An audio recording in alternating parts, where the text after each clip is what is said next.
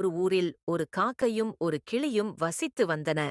அந்த காக்கா அந்த கிளியுடன் நண்பனாக முயற்சிகள் செய்தது. ஆனால் அந்த கிளியோ காக்காவிடம் பேசாமல் விலகிச் சென்றுவிடும். காக்காவை பார்த்தாலே அது வேறு பக்கம் சென்றுவிடும். அந்த காக்காவோ தினமும் அந்த கிளியிடம் சென்று பேச முயற்சிக்கும். ஆனால் அந்த கிளியோ ஒருபோதும் பேசாது. அப்போது ஒரு நாள் அந்த காக்கா கிளியிடம் கேட்டது, "நீ ஏன் என்னுடன் பேசவில்லை?" என்று. அதற்கு அந்த கிளி, "நீ அசிங்கமாக கருப்பாக இருக்கிறாய்" என்று கூறியது. அதைக் கேட்ட அந்த காக்கா மிகுந்த வருத்தத்துடன் ஒரு முள் செடியிடம் சென்று தன்னைத் தானே குத்திக் கொண்டு அதனால் ஏற்பட்ட இரத்தத்தால் சிகப்பாக மாறியது. அதனைப் பார்த்த அந்த கிளி பயத்தில் அதிர்ச்சி அடைந்து அங்கிருந்து ஓடியது. பிறகு அந்த காக்கா வலியுடன் அந்த கிளியை அழைத்தது.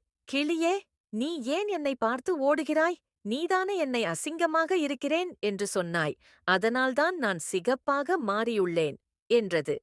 அதற்கு அந்த கிளி, "உண்மைதான். நீ இதற்கு முன்னால் கருப்பாக இருந்தாலும் உன்னுடைய வடிவம் அழகாக இருந்தது. ஆனால் இப்போது நீ நல்லாவே இல்லை" என்று கூறி அங்கிருந்து பறந்துவிட்டது. கதையின் நீதி. இந்த கதையின் நீதி என்னவென்றால், நாம் எப்படி இருக்கிறோமோ அப்படியே நம்மை ஏற்றுக்கொள்வதே உண்மையான அழகு. மற்றவர்கள் சொல்வதற்காக நம்முடைய இயற்கையான அமைப்பை மாற்றிக்கொள்ள முயற்சிக்கக் கூடாது. வெளித்தோற்றத்தை விட நம்முடைய குணம் மற்றும் உண்மையான இயல்புதான் முக்கியம். Would you like me